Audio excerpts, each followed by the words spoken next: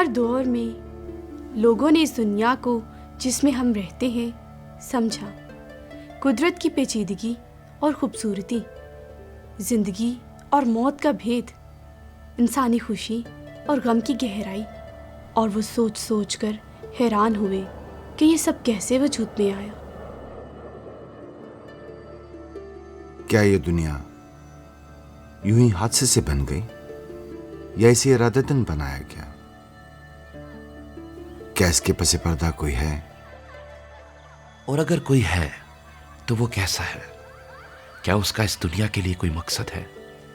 کیا اس کا میرے لیے اس دنیا میں کوئی مقصد ہے؟ کیا اس کا میرے لیے اس دنیا کے بعد کوئی مقصد ہے؟ ان کے لیے جو جواب ڈھونڈتے ہیں، ان کے لیے جو سن رہے ہیں، ایک آواز ہے جو ہماری دنیا کی تخلیق سے پہلے آئی۔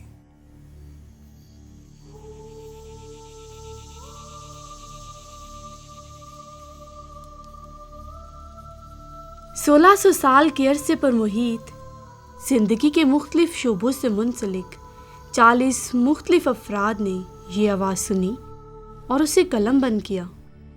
روحانی حصوں کے ایک مما کی طرح ان واقعات کو کتابی شکل توریت شریف، زبور شریف اور انجیل شریف سمیت بڑے احتیاط سے نسل در نسل محفوظ رکھا گیا، اور آخرکار ان تحریروں کو ایک کتاب میں یکجا کیا گیا۔ اس الہامی کتاب سے حیرت انگیز طور پر ایک لازوال ہم آہنگی کی کہانی ابھرتی ہے، جس کا محور ایک غیر معمولی کردار ہے۔ اس کو عام طور پر کتاب مقدس کہتے ہیں۔ اللہ تعالیٰ کی قدرت اور مرضی سے یہ آسمانی کتاب دنیا کی تاریخ میں سب سے زیادہ چھاپی گئی، اس کا سب سے زیادہ ترجمہ ہوا اور اس کا سب سے زیادہ حوالہ دیا جاتا ہے۔ اس میں ہزاروں وعدے ہیں اور کوئی غلط ثابت نہیں ہوا۔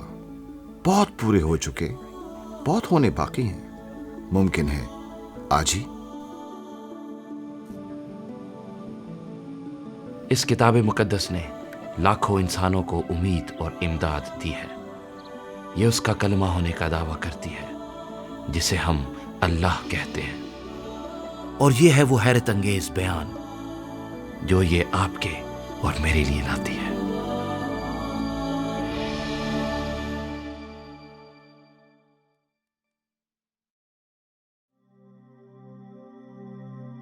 جب کچھ بھی نہیں تھا، ایام سے بیشتر، نہ خلا نہ جسمانی مادہ، تو اللہ تعالیٰ تھا، وہ جس کو پورے طور پر سمجھنا یا جس کا مکمل بیان کرنا انسان کے بس کی بات نہیں۔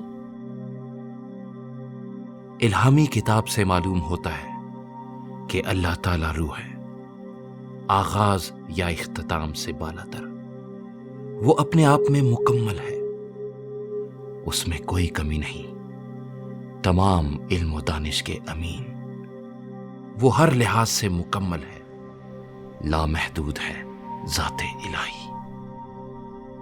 الہامی کتاب کے مطابق اللہ تعالیٰ نے بول کر کائنات کو وجود دیا اپنے کلمہ پاک سے۔ اس نے کچھ نہیں میں سے سب کچھ بنایا۔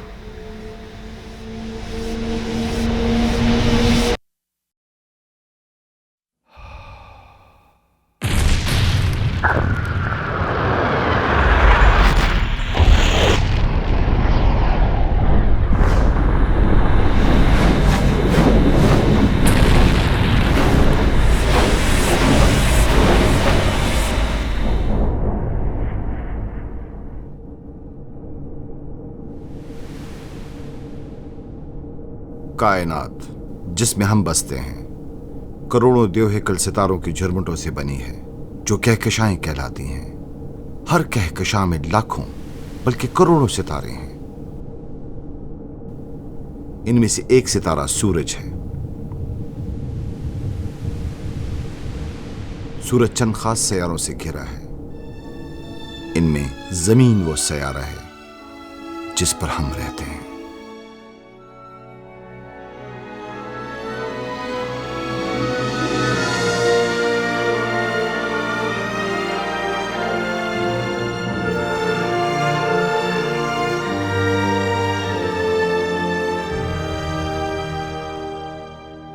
زمین خوبصورتی اور توازن کا ایک انمول شاہکار ہے۔ یہ دنیا لاکھوں پودوں اور جانوروں کو خود میں سما لینے کی ساخت رکھتی ہے۔ چھوٹے سے چھوٹے اور بڑے سے بڑے تک ہر ایک کا اپنا رنگ، روپ اور آواز ہے۔ اس سیارے پر زندگی کی نازک کڑی میں ہر ایک کا اپنا ایک خاص مقام ہے۔ دنیا کی تفصیل اور اس کے مختلف پہلوؤں پر غور کریں تو عقل حیران ہو جاتی ہے۔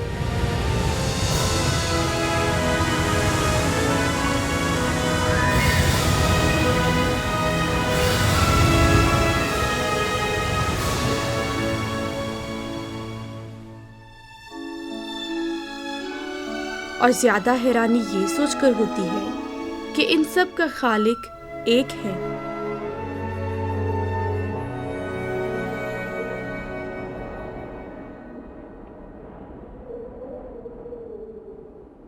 اپنے بیان کے مطابق اللہ تعالیٰ نے زمین و آسمان اور ہر جاندار کو 6 دن میں بنایا، اور چھٹے دن جب وہ باقی سب کچھ بنا چکا تو اس نے زمین کی خاک سے پہلا آدمی بنایا، پھر اس میں زندگی کا دم پھونکا اور آدمی جیتی جان ہوا، اور اللہ تعالیٰ نے اسے آدم کہا۔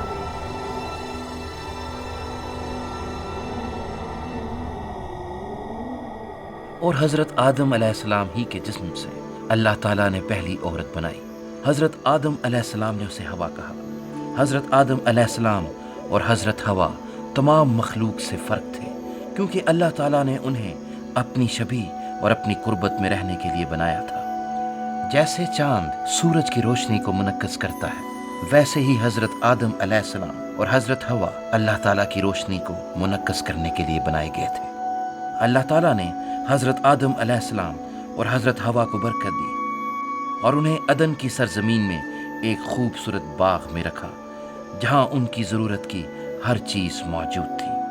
اور 7ویں دن اللہ تعالیٰ نے اس تخلیق کے کام کو مکمل کیا۔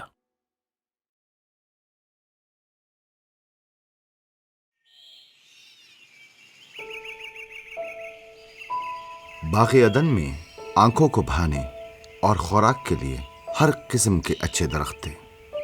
باغ عدن کے عین درمیان 2 درخت تھے، ایک زندگی کا درخت اور دوسرا نیک و بد کی پہچان کا درخت۔ اللہ تعالیٰ نے حضرت آدم علیہ السلام سے کہا کہ وہ باغ کے کسی بھی درخت سے کھا سکتا ہے، لیکن نیک و بد کی پہچان کے درخت سے اسے نہیں کھانا، کیونکہ جب وہ کھائے گا تو مر جائے گا۔ حضرت آدم علیہ السلام کو چناؤ کی آزادی دی گئی تھی، آزادی جو اللہ تعالیٰ کے مقصد کا اہم عنصر ہے، کیونکہ آدمی اللہ تعالیٰ کو پیار کرنے اور اسے پیار پانے کے لیے بنایا گیا تھا، اور پیار کرنے یا نہ کرنے کی اگر آزادی نہ ہو تو پیار سچا پیار نہیں۔ لہٰذا حضرت آدم علیہ السلام کو پھل چکھنے یا نہ چکھنے کی آزادی تھی، چناؤ جس کا انجام زندگی یا موت تھا۔ لیکن حضرت آدم علیہ السلام پہلے نہیں تھے جنہیں ایسے بڑے انجام کے ساتھ چناؤ کرنا تھا۔ حضرت آدم علیہ السلام کے پہلا سانس لینے سے پہلے اللہ تعالیٰ نے روحانی لشکر بنائے، جنہیں فرشتگان کہتے ہیں۔ انہیں بے بہا قوت اور عقل و فہم سے نوازا تاکہ وہ زمین اور مقدس مقام جنت میں خدمت خداوندی کرے۔ ایک فرشتے کو باقیوں سے زیادہ قوت عطا کی گئی۔ آج شیطان کے نام سے پکارا جانے والا یہ فرشتہ اس مقصد کو پورا کرنے پر راضی نہیں تھا جس کے لیے وہ بنایا گیا تھا۔ وہ اللہ تعالیٰ کی جگہ لینا چاہتا تھا، لہٰذا شیطان اللہ تعالیٰ کا دشمن ہو گیا اور اس نے کئی فرشتوں کو ساتھ ملا کر اللہ تعالیٰ کے خلاف بغاوت کر دی۔ لہٰذا شیطان نیچے گرایا گیا کیونکہ اس نے اللہ تعالیٰ کے حضور اپنے رتبہ اور مارات کو کھو دیا۔ جن فرشتوں نے شیطان کی پیروی کی وہ بدروہیں کہلاتے ہیں، حالانکہ وہ بھیس بدل کر روشنی کے فرشتوں کا روپ دھار سکتے ہیں، لیکن وہ سراسر برائی ہیں۔ شیطان आज धोखेबाज, इल्जाम तराश, आजमाइश करने वाला इब्लीस और कई और नामों से जाना जाता है। शैतान अल्लाह ताला को शिकस्त नहीं दे सकता, क्योंकि अल्लाह ताला तमाम कुव्वत का मालिक है। और वो दिन आएगा जब शैतान और तमाम बदरूहें उस आग की झील में झोंक दी जाएंगी जो अल्लाह ताला ने उनके लिए तैयार की है। लेकिन तब तक शैतान उसे, जिसको अल्लाह ताला प्यार करता है, बर्बाद करने और यूं अल्लाह ताला को दुख देने की कोशिश में लगा रहेगा।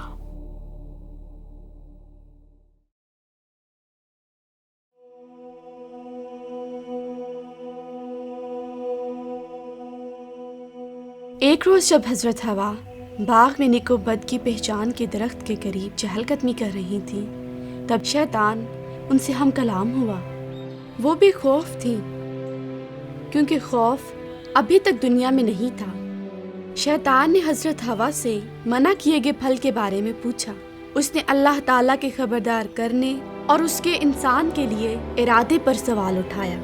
हजरत हवा ने सुना, अल्लाह ताला पर शक करना शुरू किया, फल पर गौर किया और खाया। फिर हजरत आदम अलैहिस्सलाम को दिया, उन्होंने भी खाया। उसी दम उन्हें अपने बेलबास होने का एहसास हुआ और वो शर्मिंदा हुए। कुछ बहुत बुरा हो चुका था, कुछ बदल चुका था। शैतान में बुराई एक अछूत बीमारी की तरह थी, और हज़रत आदम अलैहिस्सलाम की नाफरमानी की बदौलत ये बीमारी दुनिया में छोड़ दी गई थी। इसे गुनाह कहते हैं। गुनाह एक कुव्वत है जो अल्लाह ताला और इंसान के रिश्ते को तबाह करने के लिए इंसान के अंदर काम करती है, और जिस जिस को छू ले उसका अंजाम आखिर मौत है। हज़रत आदम अलैहिस्सलाम और हज़रत हवा अल्लाह ताला के साथ हमेशा जिंदा रहने के लिए बनाए गए थे। फल खाकर उन्होंने अपनी खुद मुख्तारी दिखाई। शैतान ने भी ऐसा ही किया था। अब उन्हें मरना था, पहले रूहानी मौत और फिर जिस्मानी। और हज़रत आदम अलैहिस्सलाम से गुनाह नस्ल दर नस्ल चलता रहेगा और तमाम नस्ल इंसानी को रोगी करता रहेगा।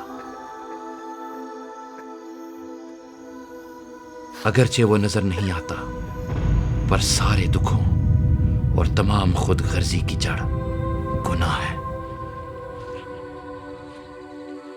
हजरत आदम अलैहिस्सलाम और हजरत हवा ने अल्लाह ताला से छुपने की कोशिश की और अपनी शर्मिंदगी को ख़त्म करने के लिए खुद को पत्तों से ढांपा, पर नाकामी हुई, क्योंकि मसला बैरूनी नहीं अंदरूनी था। शर्म गुनाह का नतीजा है, और गुनाह जहर की तरह उनके अंदर काम कर रहा था। लिहाजा अल्लाह ताला ने जानवर की खाल से उनके लिए लिबास बनाए। ये पर्दा काबिल कबूल तो था, पर नामुकम्मल हल, क्योंकि इसने उनके गुनाह नहीं उठाए थे। और फिर इस पर्दे के लिए एक जानवर की मौत दरकार हुई, वो जो उन्होंने कभी नहीं देखी थी। ये एक भयानक मंजर और सबक था कि गुनाह मौत लाता है। हालांकि उस वक्त वो न जान सके कि ये उस कीमत की तस्वीर थी जो आखिरकार अल्लाह ताला को चुकानी पड़ेगी, तमाम इंसानों को गुनाह से आज़ाद करने के लिए।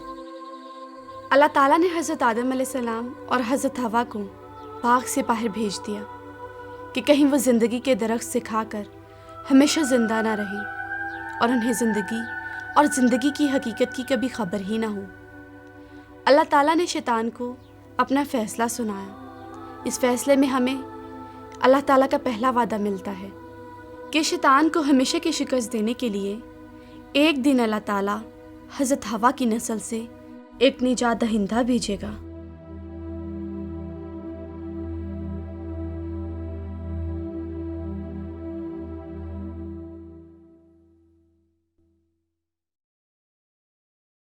जैसे जैसे नस्ल हजरत आदम अलैहिस्सलाम बढ़ती गई, वैसे ही गुनाह भी बढ़ता गया।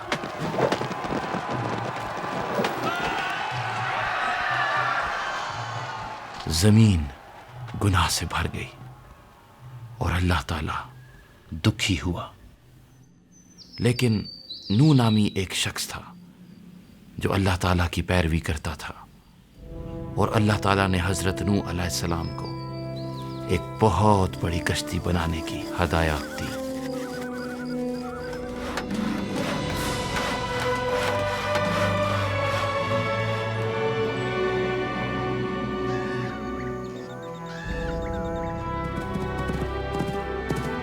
और फिर अल्लाह ताला ने हर तरह के जानवरों में से एक नर और एक मादा को कश्ती में भेजा।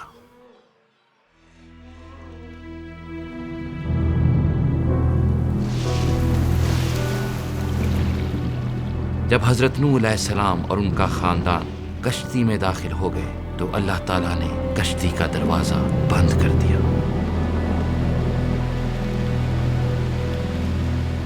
तब अल्लाह ताला ने 40 दिन और 40 रात बारिश बरसाकर हर उस चीज़ को जो ज़मीन पर थी सैलाब के पानी से नेस्त व नाबूद कर दिया।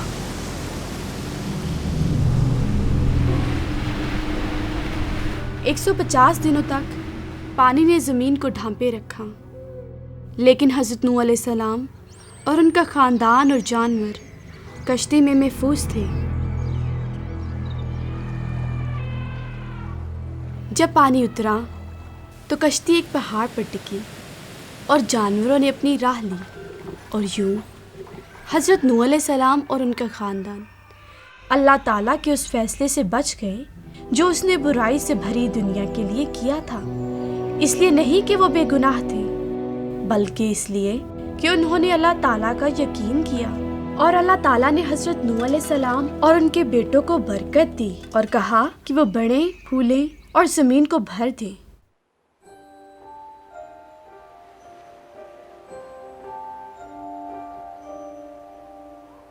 हज़रत नूह अलैहिस्सलाम की नस्ल का शुमार तो बहुत बढ़ा, लेकिन वो एक कौम रहे।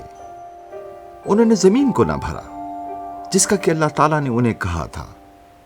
इसके बरक्स उन्होंने एक शहर बसाया और फिर एक मीनार बनाया जो आसमानों को छूने लगा। अल्लाह ताला इससे खुश नहीं था।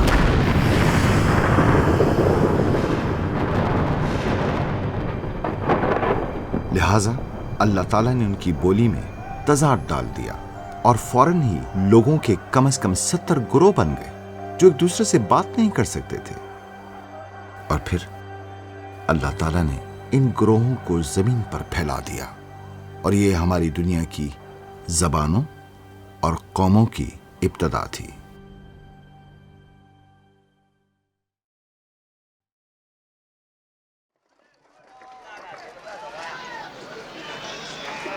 दुनिया की कौमों में से अल्लाह ताला ने एक शख्स को पुकारा जिसे हम इब्राहीम अलैहिस्सलाम के नाम से जानते हैं। अल्लाह ताला ने हज़रत इब्राहीम अलैहिस्सलाम से कहा कि तू अपने घर को छोड़कर उस सरज़मीन पर जा जो मैं तुझे दिखाऊंगा।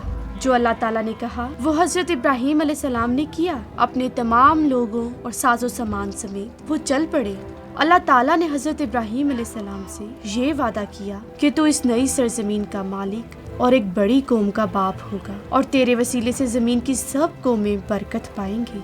ये एक अजीब सा वादा था, क्योंकि हज़रत इब्राहीम अलैहिस्सलाम और उनकी बीवी हज़रत सारा की अपनी कोई औलाद नहीं थी। ताहम हज़रत इब्राहीम अलैहिस्सलाम अल्लाह ताला की फरमाबरदारी करते हुए अपने लोगों को कनान की सरज़मीन पर ले गए। हज़रत इब्राहीम अलैहिस्सलाम और हज़रत सारा एक बड़े अरसे तक कनान में रहे, लेकिन वो बे औलाद रहे। खौफ ना कर इब्राहिम, मैं तेरे साथ हूँ। दोबारा अल्लाह ताला हज़रत इब्राहीम अलैहिस्सलाम से हम कलाम हुआ और कहा कि तेरी नस्ल आसमान के सितारों की मानिंद बेशुमार और अनगिनत होगी। हज़रत इब्राहीम अलैहिस्सलाम ने अल्लाह ताला का यकीन किया और अल्लाह ताला ने उसके ईमान को रास्तबाजी गिना। मुझे तेरा यकीन है, मेरा ईमान है, वो हमें एक बेटे से नवाजेगा। मैं तो सिर्फ ये चाहती थी। लेकिन हजरत इब्राहीम अलैहिस्सलाम के लिए अल्लाह ताला का वादा कैसे पूरा हो सकता था, क्योंकि हजरत सारा के लिए माँ बनना नामुमकिन नजर आता था। अल्लाह ताला और उसके वक्त का इंतजार करने के बजाय हजरत सारा ने हज़रत इब्राहीम अलैहिस्सलाम को अपनी खादमा हाजरा दे दी और हज़रत हाजरा से इस्माइल पैदा हुआ। मैं इसका नाम इस्माइल रखता हूँ।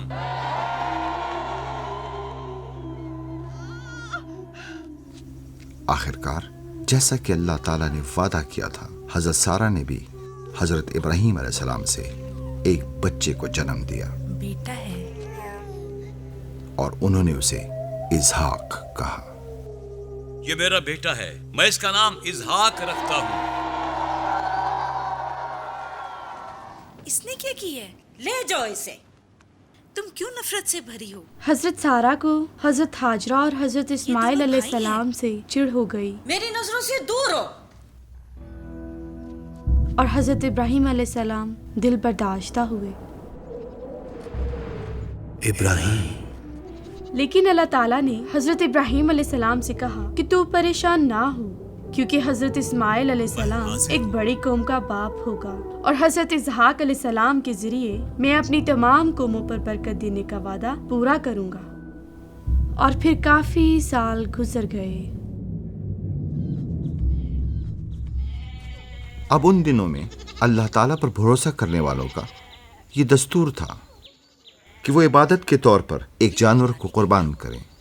ये अमल हज़रत आदम अलैहिस्सलाम और हज़रत हवा के बच्चों से जारी था, जिन्होंने गालिबन उस जानवर के बारे में सुना होगा जो उनके माँ बाप को ढांपने के लिए मारा गया था। कुर्बानी कैसे अदा करोगे? चलो एक दिन हज़रत इब्राहीम अलैहिस्सलाम और उनके बेटे ने अल्लाह ताला को कुर्बानी देने की तैयारी की।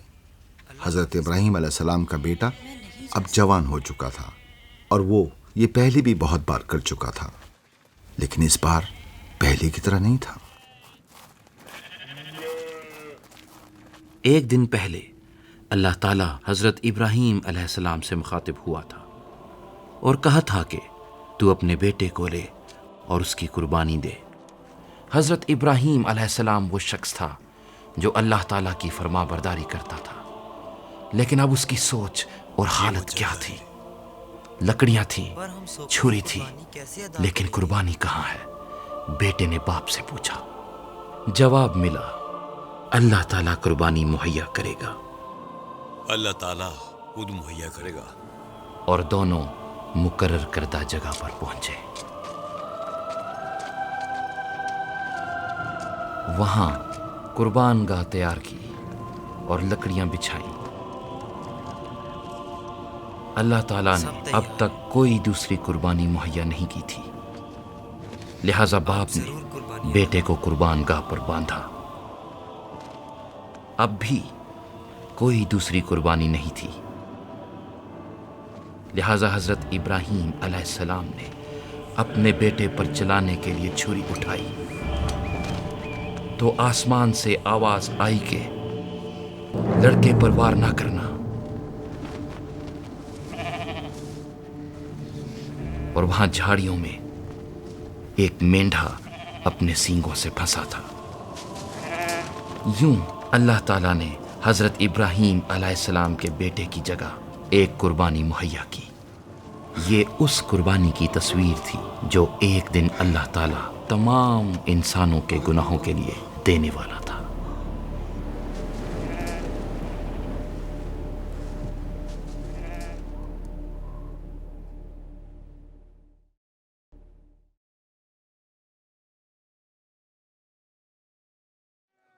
अल्लाह ताला ने हज़रत इब्राहीम अलैहिस्सलाम को और उनके वसीले से दुनिया की तमाम कौमों को बरकत देने का वादा किया।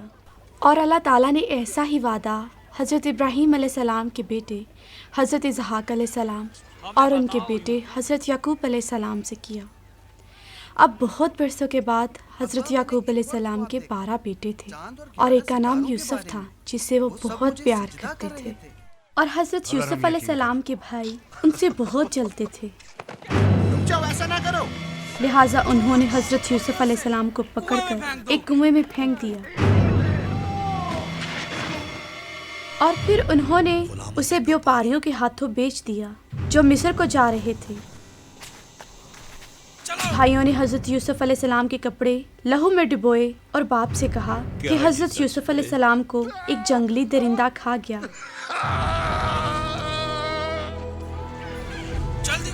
حضرت یوسف علیہ السلام ایک غلام کی صورت میں مصر میں داخل ہوئے، لیکن مصر میں اللہ تعالیٰ نے حضرت یوسف علیہ السلام کو بڑے عہدے والے لوگوں کی خدمت پر مامور کیا، اور پھر وہ وقت آیا کہ حضرت یوسف علیہ السلام کو مصر کے حکمران کے سامنے پیش کیا گیا جو فرعون کہلاتا تھا، تاکہ وہ اس کے خواب کی تعبیر کرے۔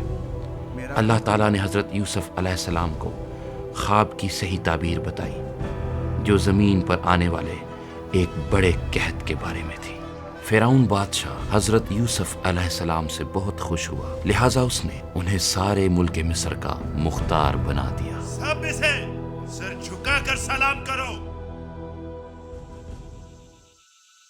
جب زمین پر قحط آیا تو کنعان میں حضرت یوسف علیہ السلام کے خاندان پر اس کا بڑا گہرا اثر ہوا، لیکن مصر میں حضرت یوسف علیہ السلام نے گودام اناج سے بھرے ہوئے تھے، حالانکہ حضرت یوسف علیہ السلام اپنے بھائیوں کے ہاتھوں دھوکہ کھا چکے تھے، تو بھی انہیں اپنے خاندان سے گہرا پیار تھا۔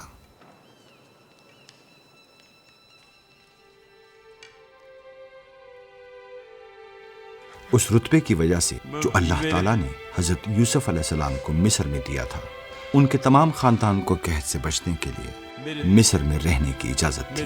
میرے بیٹے، میرے پیارے بیٹے۔ اور یوں وہ لوگ جن کے وسیلے سے اللہ تعالیٰ نے قوموں کو برکت دینے کا وعدہ کیا تھا، ایک ایسی سرزمین پر آن بسے جو ان کی نہیں تھی۔ یوسف، تمہیں مل کر بہت خوشی ہوئی۔ 350 سال بعد بھی حضرت ابراہیم علیہ السلام، حضرت اسحاق علیہ السلام اور حضرت یعقوب علیہ السلام کی نسل مصر میں آباد تھیں۔ ان کی آبادی بہت بڑھ گئی تھی اور وہ عبرانی لوگ کہلاتے تھے۔ اب نیا فرعون مصر اس بات سے گھبراتا تھا کہ عبرانی بہت زیادہ بڑھ گئے تھے، سو اس نے انہیں غلام بنا لیا، لیکن وہ بڑھتے رہے، لہٰذا اس نے عبرانی خاندان میں ہر نئے بیٹے کے پیدا ہونے پر اس کے قتل کا حکم دے دیا۔ عمل ہو۔ اس منصوبے میں یقیناً شیطان کا ہاتھ تھا، لیکن اللہ تعالیٰ کا منصوبہ زیادہ بڑا تھا۔ ایک عبرانی ماں نے اللہ تعالیٰ پر بھروسہ کرتے ہوئے سرکنڈوں سے ایک ٹوکری بنائی اور اس پر چکنی مٹی اور رال لگائی، پھر اپنے بیٹے کو ٹوکری میں ڈال دیا اور ٹوکری اس ندی میں بہا دی جس میں فرعون کی بیٹی نہاتی تھی۔ جب فرعون کی بیٹی نے عبرانی بچے کو دیکھا چھوٹا بچہ، تو اسے لے کر بچہ یہاں کیا کر بچے کو اپنا بیٹا بنا لیا اور اس کا نام موسیٰ رکھا۔ میرا کوئی بیٹا نہیں، اور یہ عبرانی بچہ مصر کے شہزادہ کی طرح جوان ہوا۔ میرا وعدہ ہے۔ کھڑے ہو جاؤ۔ اب جب حضرت موسیٰ علیہ السلام جوان ہوئے تو انہوں نے دیکھا کہ ایک مصری عبرانی کو مار رہا ہے، تو انہوں نے مصری کو مار دیا۔ فرعون کی سزا کی ڈر سے وہ ریگستان میں بھاگ گئے اور وہاں ایک چرواہا بن کر 40 برس تک رہے۔ ایک دن اللہ تعالیٰ ایک جلتی ہوئی جھاڑی میں آگ کی صورت حضرت موسیٰ علیہ السلام پر ظاہر ہوا۔ جھاڑی میں آگ لگی تھی پر وہ بھسم نہ ہوتی تھی، اور اللہ تعالیٰ جھاڑی میں سے حضرت موسیٰ علیہ السلام سے ہم کلام ہوا۔ موسیٰ، میں حاضر ہوں۔ اللہ تعالیٰ نے حضرت موسیٰ علیہ السلام سے کہا کہ تو واپس اپنے لوگوں کے پاس جا اور انہیں مصر سے نکال۔ اللہ تعالیٰ نے ان کے ساتھ رہنے کا وعدہ کیا۔ حضرت موسیٰ علیہ السلام کو ڈر لگا، مگر انہوں نے اللہ تعالیٰ کا حکم مانا۔ حضرت موسیٰ علیہ السلام مصر لوٹے اور اپنے بھائی حضرت ہارون علیہ السلام کے ساتھ فرعون بادشاہ کے سامنے گئے، لیکن فرعون کا دل عبرانی لوگوں کے لیے سخت تھا اور اس نے انہیں مصر سے جانے نہ دیا۔ لہٰذا اللہ تعالیٰ نے مصر پر کئی آفتیں نازل کی، لیکن کسی آفت نے کسی عبرانی شخص کو نہ چھوا۔ ہر آفت کے باوجود بھی فرعون نے لوگوں کو چھوڑنے سے انکار کیا۔ میں تمہارے لوگوں کو نہیں جانے دوں گا۔ پھر اللہ کی آواز سن پھر اللہ تعالیٰ نے ہر عبرانی خاندان کو حکم دیا کہ تم بچڑا ذبح کرو اور اس کا لہو اپنے گھر کے دروازے پر لگاؤ۔ پھر اللہ تعالیٰ نے مصر میں ہر پہلوٹے پر موت بھیجی سوائے ان کے جن کے گھروں کے دروازوں پر بچڑے کا لہو تھا، جیسے حضرت آدم علیہ السلام اور حضرت حوا کے ساتھ باغ عدن میں، اور حضرت ابراہیم علیہ السلام اور ان کے بیٹے کے ساتھ پہاڑ پر۔ یہ ایک اور تصویر تھی کہ کس طرح ایک دن عفظی قربانی انسان کو شیطان، گناہ اور موت سے نجات دے گی۔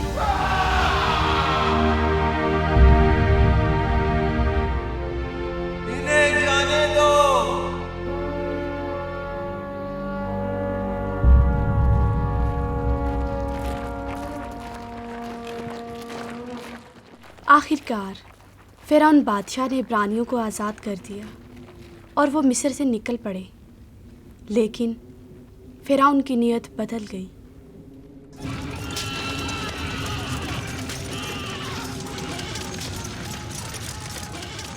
اپنی فوج کے ساتھ اس نے عبرانیوں کا سمندر کے کنارے تک پیچھا کیا۔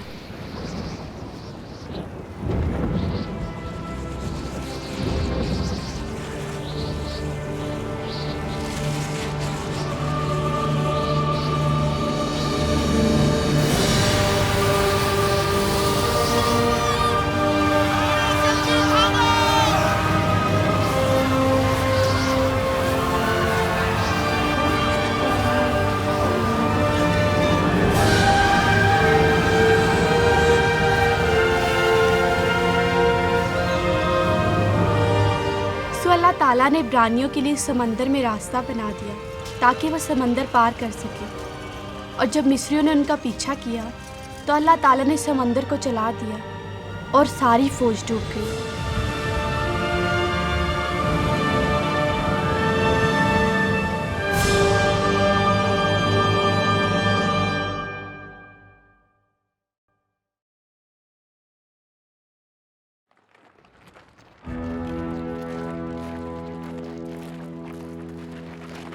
مصر سے اللہ تعالیٰ عبرانیوں کو سینا کے بیابان میں ایک پہاڑ پر لے گیا۔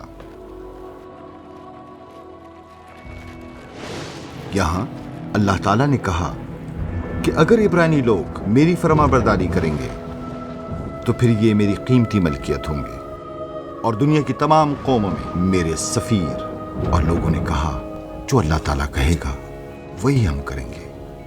اور پھر بجلی کی چمک، بادل کی گرج، دھوئیں اور آگ کے ساتھ اللہ تعالیٰ پہاڑ پر اترا اور حضرت موسیٰ علیہ السلام اللہ تعالیٰ سے ملنے پہاڑ پر گئے۔ پتھر کی تختیوں پر اللہ تعالیٰ نے قانون لکھے جن کے مطابق جینا اور برکت پانا تھا۔ یہ اس نے حضرت موسیٰ علیہ السلام کو دیے کہ وہ عبرانیوں کو دے۔ یہ ایک مقدس بھروسہ تھا، ایک پاک بلاہٹ تھی، کیونکہ یہ قوانین اللہ تعالیٰ کے راستے تھے، اس کے طور طریقے تھے۔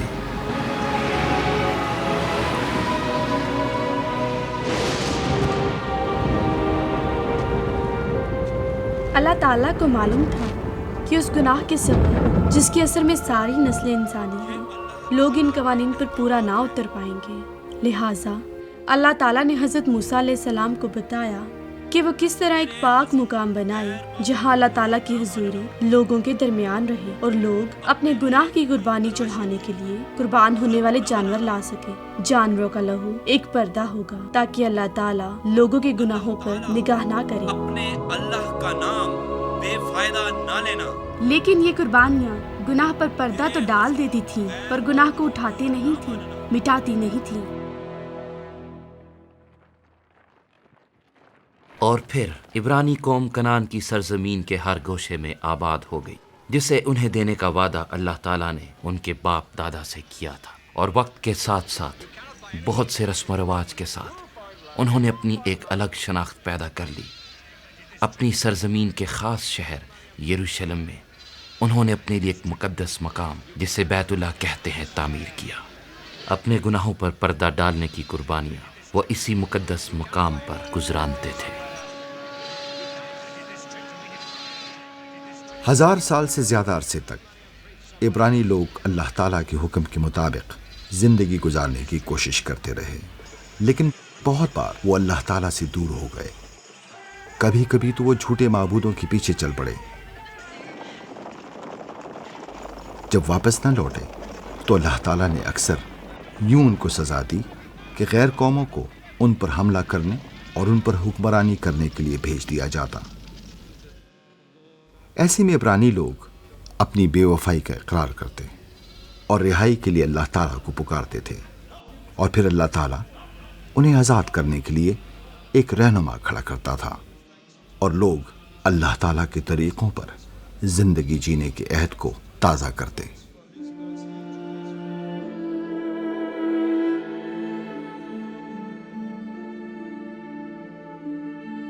बरक़ात की खुशी से गुलामी का गम, फिर खुशी, फिर गम, कभी कुछ कभी कुछ।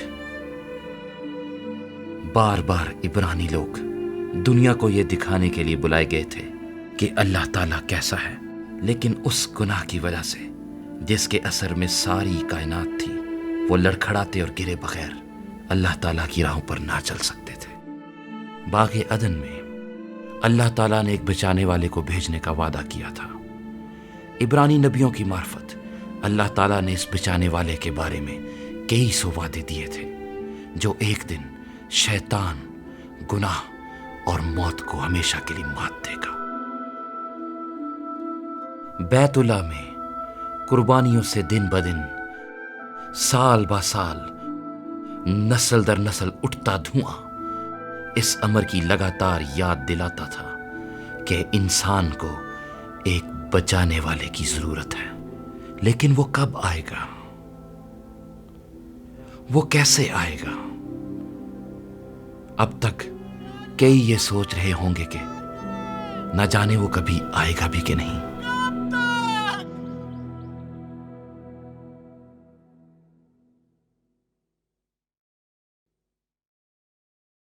हजारों साल बाद इंतज़ार की घड़ियां ख़त्म हुई और आखिरकार ऐसा हुआ कि एक रात नासरत के शहर में मरियम नामी एक खातून से अल्लाह ताला की तरफ से एक फरिश्ता मिलने आया।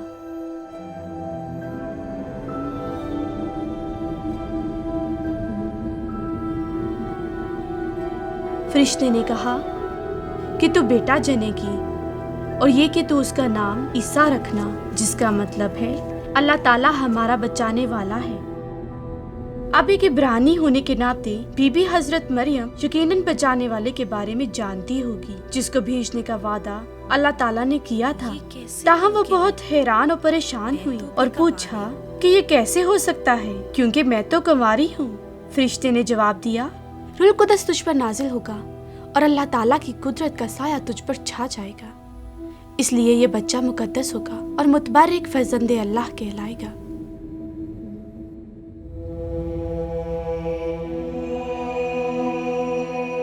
अल्लाह ताला के इरादे जाहिर हो रहे थे,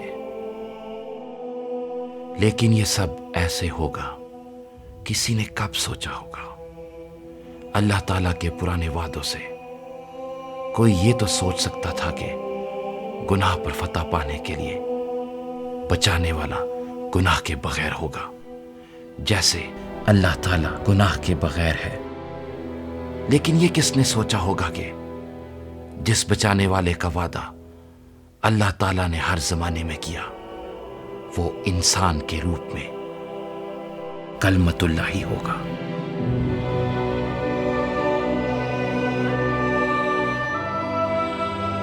ये नाकाबिल यकीन है। बीबी हजरत मरियम की शादी यूसुफ नामी इब्रानी शख्स से तय हो चुकी थी। जब हजरत यूसुफ नजर अलैहिस्सलाम को मालूम हुआ कि बीबी हजरत मरियम हामला हैं, तो वो नहायत परेशान हुए। लेकिन अल्लाह ताला के फरिश्ते ने ख्वाब में उन्हें बताया कि अल्लाह ताला की तरफ से मौजज़ाती तौर पर बीबी हजरत मरियम उम्मीद से हैं और वो बच्चा अपने लोगों को उनके गुनाहों से निजात देगा। लिहाजा हजरत यूसुफ नजर अलैहिस्सलाम ने बीबी हजरत मरियम से ब्याह किया, लेकिन बच्चे के पैदा होने तक उन्हें कंवारी ही रखा।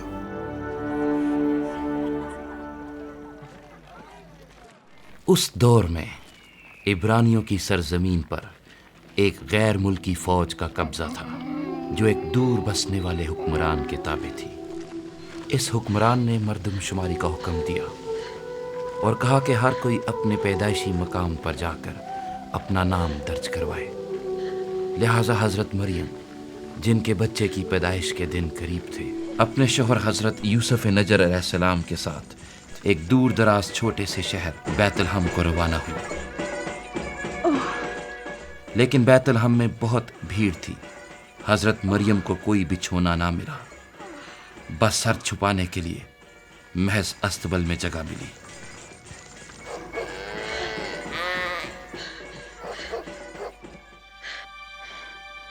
اللہ تعالیٰ کے کام اور طریقے ہماری سمجھ سے کتنے بالا تر ہیں۔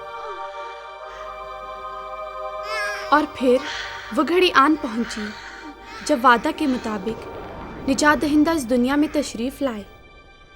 نجات دہندہ نے نہایت غربت کے ماحول میں جنم لیا۔ کئی سو سال پہلے انبیاء کرام نے یہ پیشن گوئی کی تھی کہ ایک کنواری ایک بچے کو جنم دے گی جو ایک دن اپنے لوگوں پر حکومت کرے گا۔ اس بچے کے بارے میں لکھا گیا تھا کہ وہ ایام ازل سے ہے اور اس کا ظہور قدیم زمانے سے ہے، اور جیسا فرشتے نے بی بی حضرت مریم سے کہا تھا، اس بچے کا نام عیسیٰ رکھا گیا۔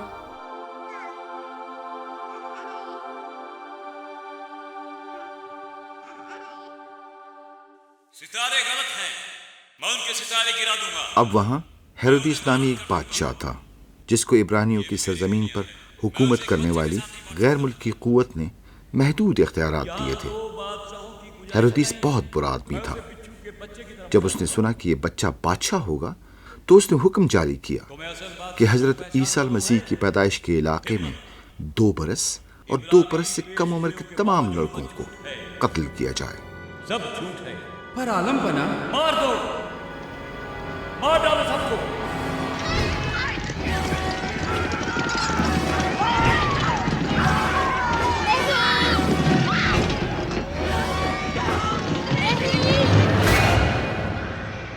اس المناک واقعے سے پہلے ہی ایک فرشتے نے حضرت یوسف نجر علیہ السلام سے کہا کہ تو حضرت عیسیٰ المسیح کو ملک مصر لے جا اور جب تک اللہ تعالیٰ واپس لوٹنے کو نہ کہے وہیں رہنا۔ جیسے اللہ تعالیٰ نے بچپن میں حضرت موسیٰ علیہ السلام کو ایک برے حکمران کے منصوبوں سے بچایا، ویسے ہی حضرت عیسیٰ المسیح بھی ایک برے حکمران سے بچائے گئے تاکہ وہ تمام انسانوں کو ایک دن گناہ سے بچائے۔ دیکھو، دیکھ رہے ہو ناصرت؟ عبرانی سرزمین پر لوٹنے کے بعد حضرت یوسف نجر علیہ السلام، بی بی حضرت مریم اور حضرت عیسیٰ المسیح ناصرت کے شہر میں رہنے لگے۔ کلام مقدس میں یوں مرقوم ہے، لڑکپن میں حضرت عیسیٰ المسیح قوت اور دانش میں بڑھے۔ تمہارے ساتھ ہے، عبرانی استاد بھی ان کی روحانی سمجھ سے دھنگ تھے، ڈرو مت۔ اور جب حضرت عیسیٰ المسیح اللہ تعالیٰ کا ذکر فرماتے تو اسے ابا کہہ کر مخاطب کرتے۔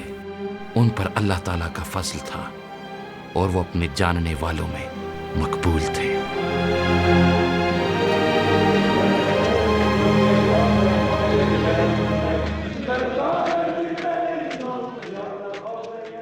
حضرت عیسیٰ المسیح وہ واحد ہستی ہیں جو اس دنیا میں گناہ سے مبرہ رہے۔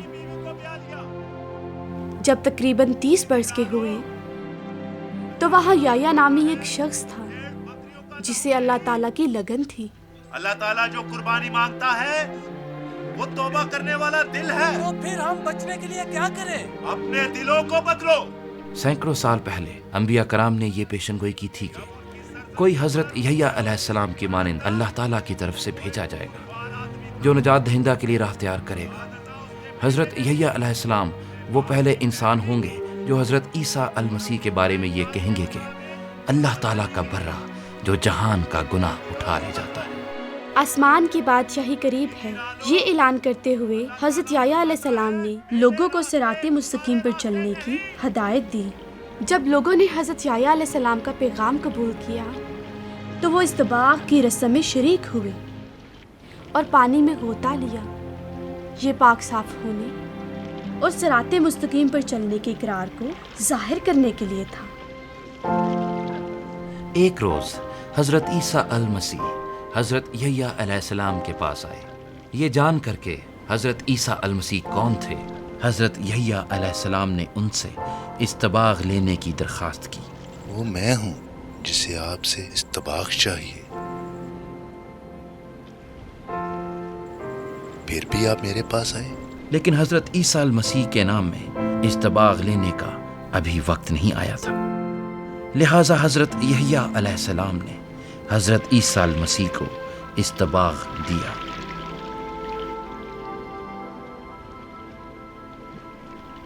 اور جب حضرت عیسیٰ المسیح پانی سے باہر آئے تو روح القدس حضرت عیسیٰ المسیح پر اترا، اور آسمان سے یہ آواز آئی کہ یہ میرا پیارا فرزند ہے جس سے میں بہت خوش ہوں۔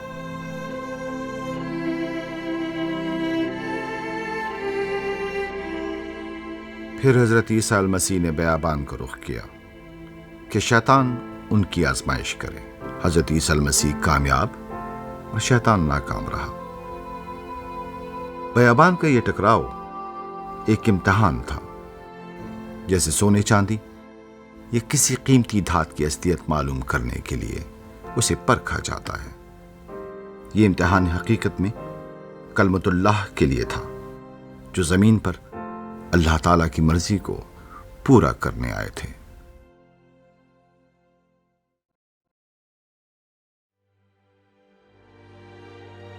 شیطان کو شکست دینے کے بعد حضرت عیسیٰ المسیح روح القدس کی قوت سے معمور بیابان سے باہر آئے۔ جلد ہی لوگ ان کے مرید ہونے لگے۔ ان میں زیادہ تر عام اور معمولی لوگ تھے، پر ان کو حضرت عیسیٰ المسیح میں کچھ خاص اور انوکھا نظر آتا تھا۔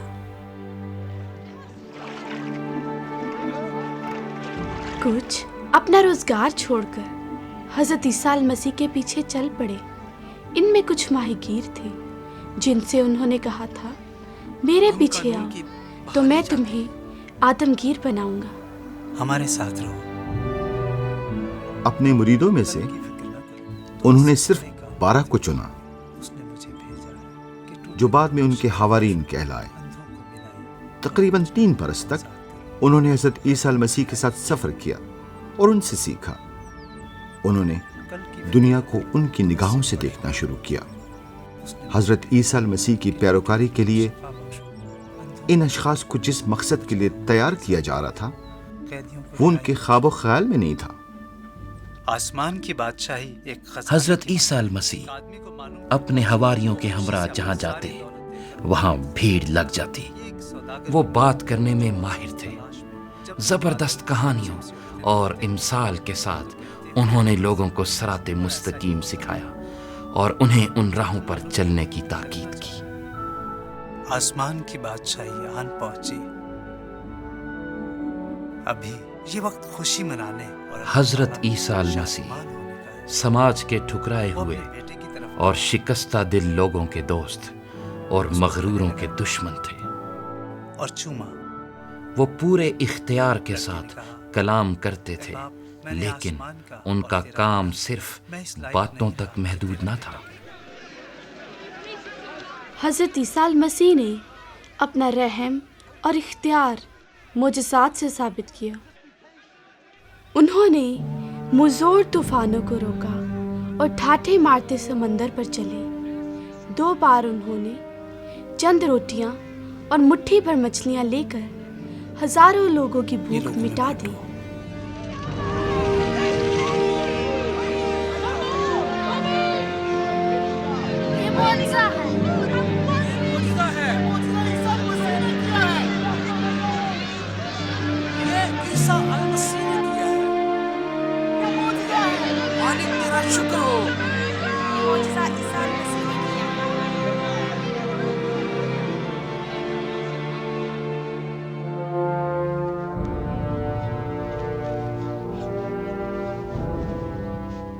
حضرت عیسیٰ المسیح نے اندھوں کو آنکھیں، لنگڑوں کو چلنے کی قوت اور خطرناک بیماریوں میں مبتلا مریضوں کو شفا بخشی۔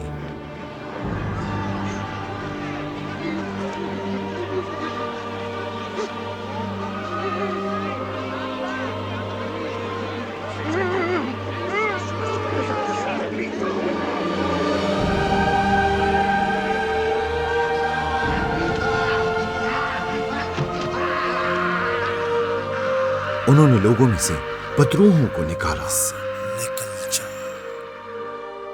اور مردوں کو بھی زندہ کیا۔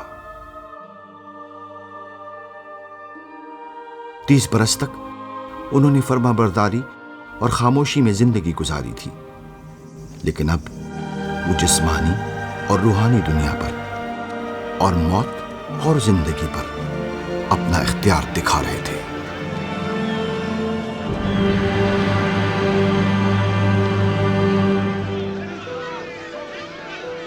دیکھتے ہی دیکھتے حضرت عیسیٰ المسیح کی خبر ہر طرف پھیل گئی۔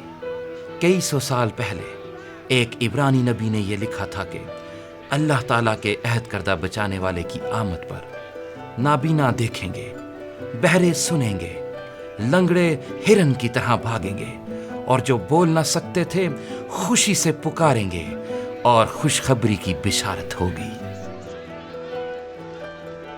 جو آنے والے کی امید لگائے بیٹھے تھے وہ پوچھتے تھے، کیا یہ حضرت عیسیٰ المسیح ہیں؟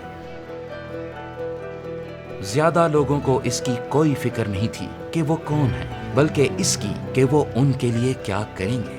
اور دوسرے لوگ جیسے عبرانی مذہبی رہنما یہ سوچ سوچ کر پریشان تھے کہ وہ اس کرامات کرنے والے انسان کو کیا نام دیں۔ پر استاد یہ مذہبی رہنما حضرت عیسیٰ المسیح پر سوال کرنے کے مواقع کی تلاش کرنے لگے۔ ان میں چند کو در حقیقت اپنے مذہب کے وسیلے اللہ تعالیٰ کو جاننے کی خواہش تھی، لیکن بہت سے مغرور اور بناوٹی تھے۔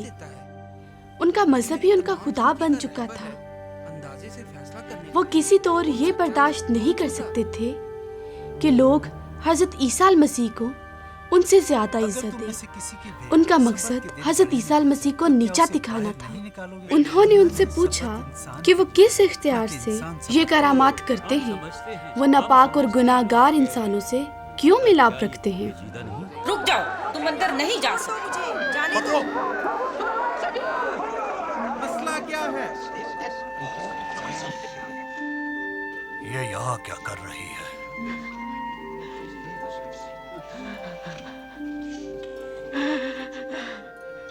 ان کے لیے سب سے زیادہ تکلیف دہ بات یہ تھی کہ حضرت عیسیٰ المسیح لوگوں سے یہ کیوں کہتے ہیں کہ تمہارے گناہ معاف ہوئے؟ اب بالکل نہیں رہے، کیونکہ گناہ معاف کرنے کا اختیار تو صرف اللہ تعالیٰ کا ہے۔ دیکھا تم نے؟ بالکل۔ وہ سب کچھ کر کے جو صرف اللہ تعالیٰ کر سکتا ہے۔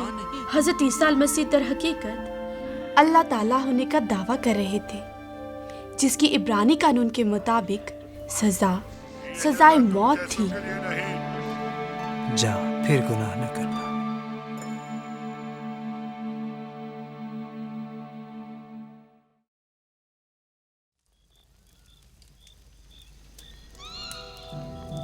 جوں جوں حضرت عیسیٰ المسیح کی مخالفت نے زور پکڑا، انہوں نے اپنے حواریوں کو اپنے مشن کا اصل مقصد سمجھانا شروع کیا۔ تم مجھے کیا کہتے ہو؟ انہوں نے فرمایا کہ میں جلد ہی مذہبی رہنماؤں کے حوالے کیا جاؤں گا اور مار دیا جاؤں گا۔ 3 روز بعد میں مردوں میں سے جی اٹھوں گا۔ حواریوں نے ان کی باتیں سنی، لیکن وہ ان باتوں کو پورے طور سے نہ سمجھ سکے اور نہ مان سکے۔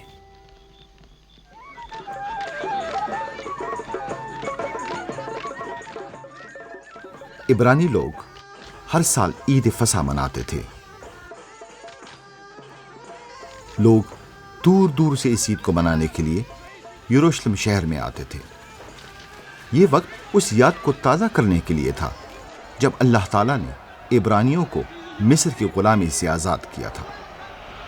جب فرعون بادشاہ نے عبرانیوں کو آزاد کرنے سے مسلسل انکار کیا تو اللہ تعالیٰ نے مصر کے ہر پلوٹے پر موت نازل کی، لیکن ان گھروں میں رہنے والے جن کے دروازے کی چوکھٹ پر قربانی کا لہو لگا تھا اس آفت سے محفوظ رہے، کیونکہ وہ لہو سے ڈھکے تھے۔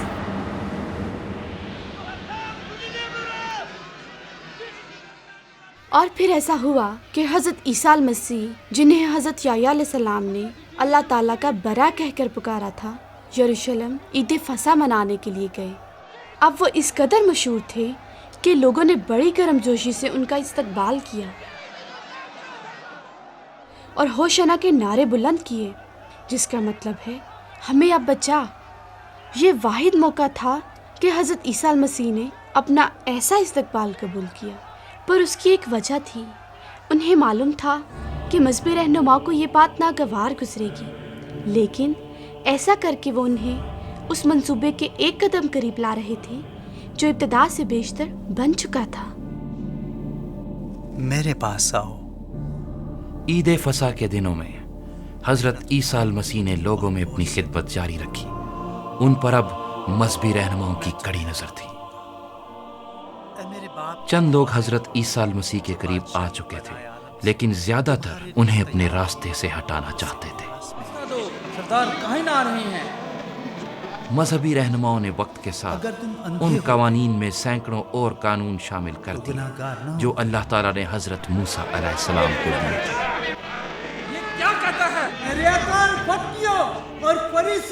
جب حضرت عیسیٰ المسیح نے سرعام مذہبی رہنماؤں کا سامنا کرتے ہوئے بتایا کہ کس طرح مذہبی رہنما لوگوں کے لیے صراط مستقیم پر چلنا دشوار کرتے ہیں، تو بات اور بگڑ گئی۔ اس قوم سے بچے گا اس شہر میں جو اللہ تعالیٰ کے نام سے آتا ہے، کیونکہ تم نے کلمۃ اللہ کا یقین نہ کیا، یعنی اللہ تعالیٰ کا۔ مذہبی رہنما اب حضرت عیسیٰ المسیح کے مسئلے کو جلد حل کرنا چاہتے تھے، لہٰذا انہوں نے فوراً مجلس بلوائی۔ انہیں اس بات کا خوف تھا کہ اگر حضرت عیسیٰ المسیح کو خاموش نہ کیا گیا اور وہ یوں ہی عوام کو ابھارتے رہے تو وہ بیرونی قوت جو ان پر حکمران ہے مداخلت کر کے ان کا رہنمائی کا رتبہ ختم کر دے گی۔ ان کے پیش نظر سوال یہ نہیں تھا کہ حضرت عیسیٰ المسیح کو ختم کرنا چاہیے، بلکہ یہ کہ وہ اسے کیسے ختم کریں، اور ایسا کرنے کے لیے ایک منصوبہ تیار کیا گیا۔ ادھر حضرت عیسیٰ المسیح اپنے حواریوں کے ہمراہ عید فصح منا رہے تھے، کیونکہ یہ میرا بدن ہے۔ انہوں نے فصح کی روٹی لی، اسے توڑا اور فرمایا، یہ زندگی کی روٹی ہے، یہ میرا بدن ہے جو تمہارے لیے دیا جاتا ہے۔ پھر انگور کا رس لیا جو عید فصح کی قربانی کے لہو کی جگہ تھا، جو عبرانی گھروں کے دروازوں پر لگایا گیا تھا، اور فرمایا، یہ میرا لہو ہے جو بہت لوگوں کے گناہوں کی معافی کے لیے بہایا جاتا ہے۔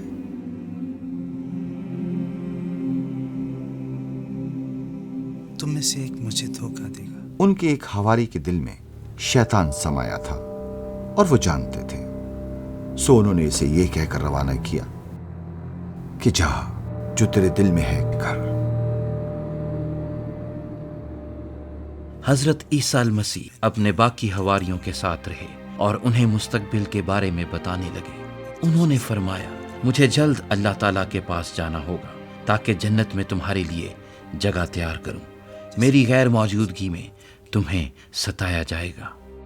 پر حضرت عیسیٰ المسیح نے ان سے فرمایا، تم گھبرانا نہیں، اللہ تعالیٰ کا روح آ کر تمہارا مددگار ہوگا، وہ تمہیں تسلی دے گا، اور صحیح وقت میں تمہارے لیے واپس آؤں گا اور ہم ہمیشہ ساتھ رہیں گے۔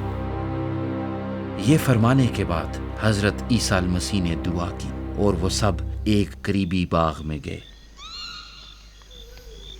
وہیں تھوڑی دیر کے بعد حواری سو گئے، لیکن حضرت عیسیٰ المسیح یہ جانتے ہوئے کہ کیا ہونے والا ہے، دعا اور اذیت میں تھے۔ مجھ سے ہٹا لے۔ وہاں رات کی تاریکی میں وہ حواری جس نے انہیں پکڑوانا تھا آن پہنچا۔ اس کے ساتھ مذہبی رہنما اور ہتھیاروں سے لیس سپاہی تھے۔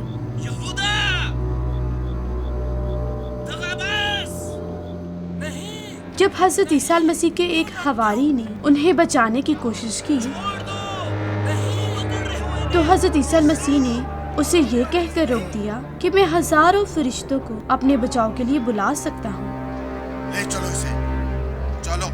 اور اپنی چاہت سے حضرت عیسیٰ المسیح ان کے ساتھ چل پڑے۔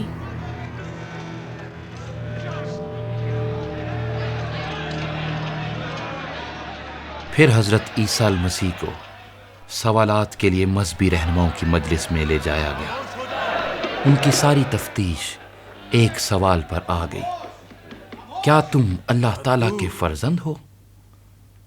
اور حضرت عیسیٰ المسیح نے جواب دیا، ہاں میں جو ہوں سو ہوں۔ ہاں میں ہوں۔ یہ پاک نام سنتے ہی جو اللہ تعالیٰ نے حضرت موسیٰ علیہ السلام سے مخاطب ہوتے ہوئے لیا تھا، انہوں نے حضرت عیسیٰ المسیح کو مجرم اور موت کا مستحق ٹھہرایا اور انہیں گورنر کے پاس لے گئے جو ان کے علاقے پر حکمران تھا۔ حضرت عیسیٰ المسیح اکثر اللہ تعالیٰ کی بادشاہی کی بات کرتے تھے۔ جب گورنر نے پوچھا کیا تم بادشاہ ہو، تو انہوں نے جواب دیا کہ میری بادشاہی اس دنیا کی نہیں۔ گورنر نے مذہبی رہنماؤں سے کہا، اس شخص نے کوئی ایسا کام نہیں کیا کہ موت کا مستحق ہو، لیکن مذہبی رہنما حضرت عیسیٰ المسیح کی موت کا مطالبہ کرتے رہے اور یہ دعویٰ کرتے رہے کہ وہ عوام اور گورنر کے لیے خطرہ ہے۔ حضرت عیسیٰ المسیح نے بالکل اپنا بچاؤ نہ کیا اور گورنر حیرت میں پڑ گیا۔ حضرت عیسیٰ المسیح کو مجرم نہ ٹھہرانے کی غرض سے اس نے ایک اور راہ تجویز کی۔ میرے خیال میں عید فصح کے دوران ایک قیدی کو چھوڑنے کا دستور تھا۔ گورنر حضرت عیسیٰ المسیح کو چھوڑنا چاہتا تھا، لیکن مذہبی رہنماؤں نے ایک اور قیدی کو جو ایک خونی اور چور تھا چھوڑنے کی مانگ کی۔ معاملے کو رفع دفع اور انہیں خوش کرنے کی امید پر گورنر نے حضرت عیسیٰ المسیح کو پٹوانے کے لیے بھیجا۔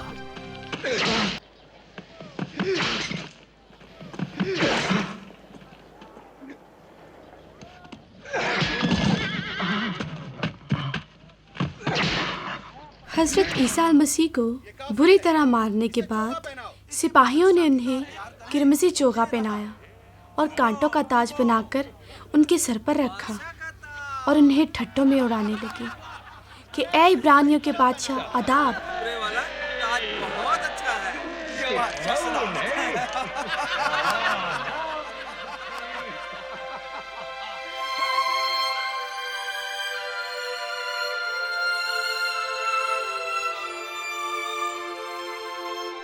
پھر حضرت عیسیٰ المسیح کو واپس گورنر کے پاس بھیجا گیا جو اب بھی انہیں رہا کرنا چاہتا تھا، پر مذہبی رہنما مسلسل ان کی موت کی مانگ کرتے رہے۔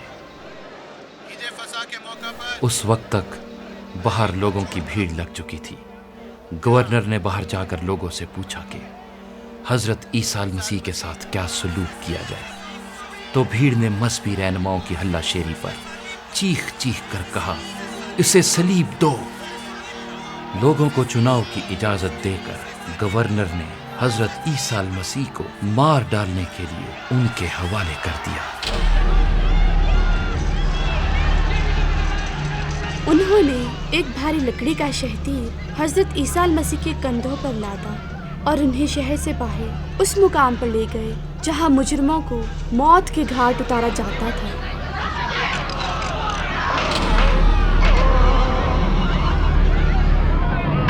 حضرت عیسیٰ المسیح کو لکڑی پر کیلوں سے چھیدنے کے بعد انہیں مارنے کے لیے اوپر اٹھایا گیا۔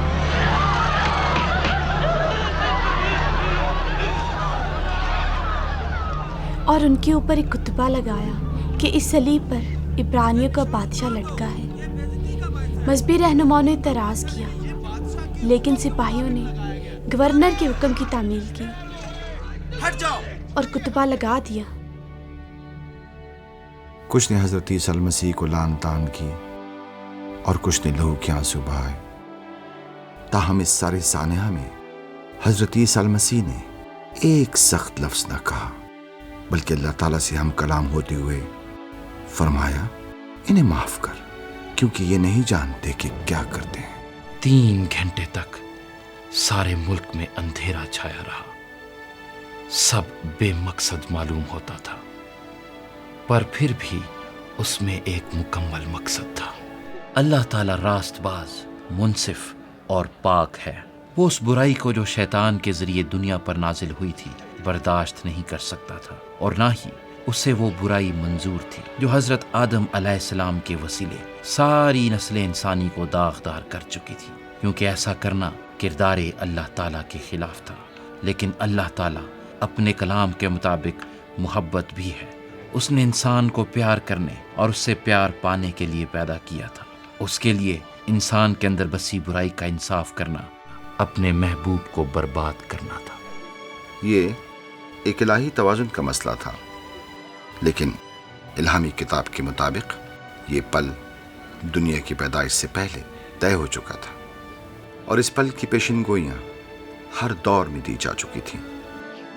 صلیب پر حضرت عیسیٰ المسیح نے ہمارا گناہ اپنے اوپر لے لیا۔ اس نے ہمارے گناہ کا ہر جانہ ادا کیا، وہ ہمارا عوضی بن گیا۔ صلیب پر اللہ تعالیٰ کا انصاف پورا ہوا اور اس کی محبت رنگ لائی۔ دار پہ قربان ہوتے ہوئے تمام ہوا۔ حضرت عیسیٰ المسیح پکارے، تمام ہوا، اور سر جھکا کر اپنی جان دے دی۔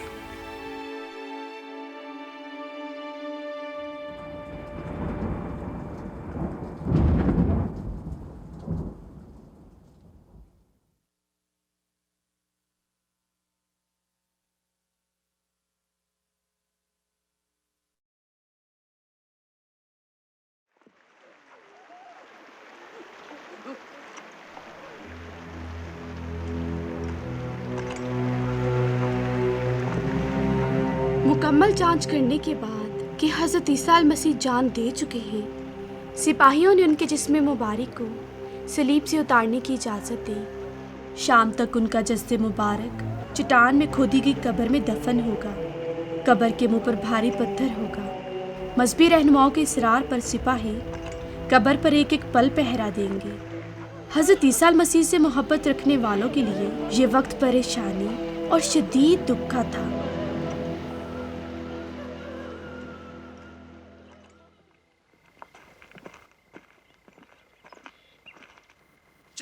حضرت عیسیٰ المسیح کے مصلوب ہونے کے 3 دن بعد صبح صبح چند خواتین ان کی قبر پر گئیں، پر ان سے پہلے اس صبح آسمان سے اللہ تعالیٰ کا فرشتہ اترا۔ قبر پر پہرے داروں کے دل خوف سے دھڑکے، وہ کانپ اٹھے، اور فرشتے نے قبر کے منہ سے پتھر کو ہٹا دیا۔ تم کہاں جاتی ہو؟ عیسیٰ المسیح وہاں نہیں۔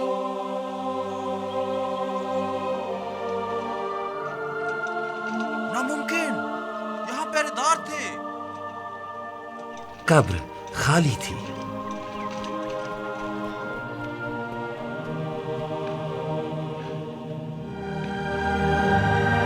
عیسیٰ المسیح یہاں نہیں۔ اپنے وعدے کے مطابق حضرت عیسیٰ المسیح مردوں میں سے زندہ ہو چکے تھے۔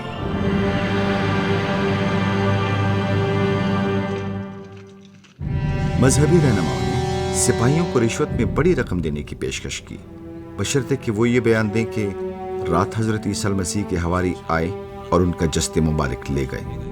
انہوں نے سپاہیوں سے وعدہ کیا کہ اگر یہ بات گورنر تک پہنچی تو وہ اسے سنبھال لیں گے اور ان کی حفاظت کریں گے۔ سپاہیوں نے پیسے لے لیے، لیکن سچائی چھپ نہ سکی، وہ خاموش نہ رہ سکی۔ میں تو سیکھنے کے لیے آیا تھا۔ ہاں، تمہیں سیکھنے کا جنون تھا۔ پھر تم نے کیا سیکھا؟ 40 دنوں تک حضرت عیسیٰ المسیح جسمانی طور پر بہت سے لوگوں پر ظاہر ہوئے، ساتھ چلے، باتیں کی، اوروں کے ساتھ کھانا کھایا۔ ایک موقع پر وہ 500 سے زائد لوگوں پر ظاہر ہوئے۔ کہ ہم کیا پہنیں گے؟ ان کے ذہنوں کو کھولا تاکہ وہ ان واقعات کو جو ہوئے تھے انبیاء کرام کی ان پیشن گوئیوں کی روشنی میں سمجھ سکے جو گزرے زمانوں میں کی گئی تھی۔ انہوں نے لوگوں کو سمجھایا کہ گناہ کی معافی کے لیے نجات دہندہ کا اذیتاً موت اٹھانا اور پھر زندہ ہونا لازمی تھا۔ انہوں نے اللہ تعالیٰ کی بادشاہی کا ذکر فرماتے ہوئے کہا کہ زمین اور آسمان کا سارا اختیار مجھے دیا گیا ہے۔ تمہاری اسیری ختم ہوئی۔ اب حضرت عیسیٰ المسیح کا اللہ تعالیٰ کے پاس جانے کا وقت آ چکا تھا تاکہ ان سب کے لیے جو ان سے پیار کرتے ہیں جنت میں جگہ تیار کریں۔ انہوں نے اپنے حواریوں سے وعدہ کیا کہ بہت جلد اللہ تعالیٰ کا روح آ کر تمہیں قوت دے گا تاکہ تم میری سچائی، میرے پیار اور میری معافی کا پیغام सारी दुनिया को दे सको और इसके साथ ही वो बादलों पर सवार आसमान की बुलंदियों को छूने लगे।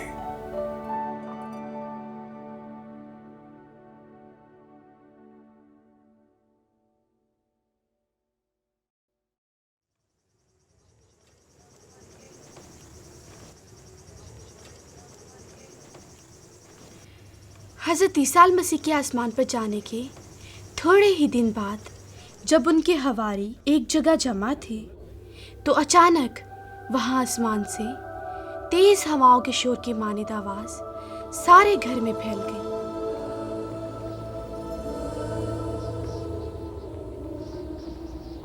लगता है तूफान आने वाला है।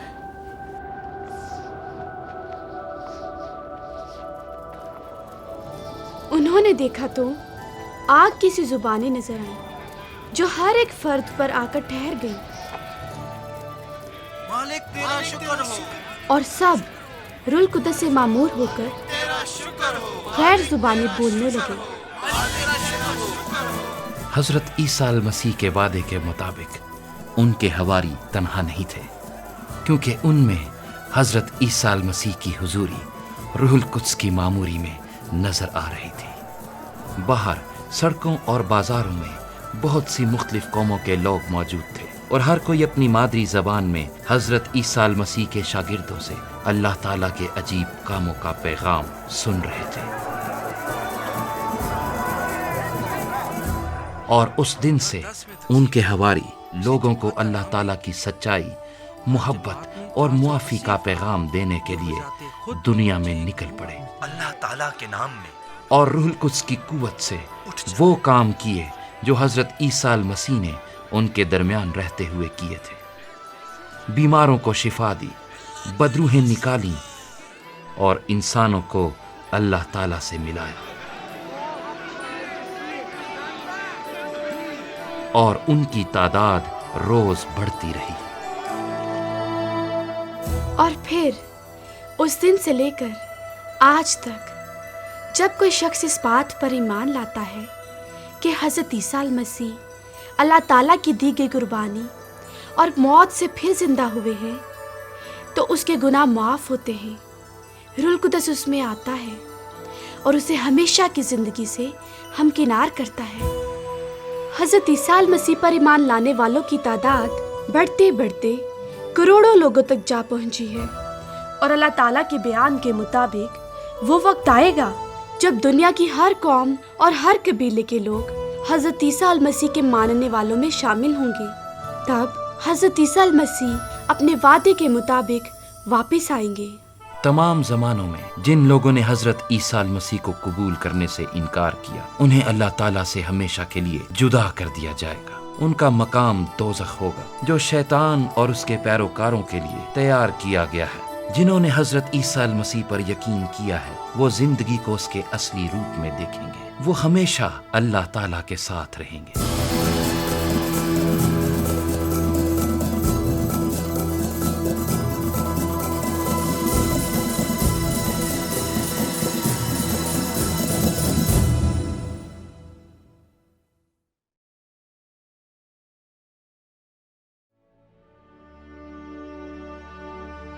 आपने अभी वो बयान सुना जिसे बहुत से लोग दुनिया का अजीम तर बयान कहते हैं, लेकिन अगर ये बयान सच्चा है तो फिर ये सिर्फ बयान नहीं बल्कि इससे बढ़कर हम सब के लिए बहुत बड़े मानी रखता है। अल्लाह ताला और इंसान की और भी कहानियां हैं, वो भी अपनी सच्चाई का दावा करती हैं, लेकिन ये बयान अलग है। दूसरी कहानियां हमें ऐसे लोगों के बारे में बताती हैं जिन्होंने अल्लाह ताला तक पहुंचने की राह दरियाफ्त की, पर यह बयान हमें बताता है कि इंसानों का अल्लाह ताला तक पहुंचने की राह बनाना नामुमकिन है। लेकिन अल्लाह ताला ने इंसान से ऐसी मोहब्बत की कि वो खुद इंसान के पास आ गया।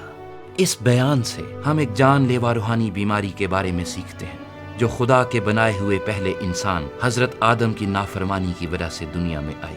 ये बीमारी जिसे गुनाह कहते हैं एक शैतानी कुव्वत है जो इंसान को अल्लाह ताला से जुदा करती है। ये हर इंसान को रूहानी तौर पर मार देती है। ये बीमारी हर इंसान में पुश्त दर पुश्त चली आ रही है, जिससे आज तक कोई नहीं बच पाया।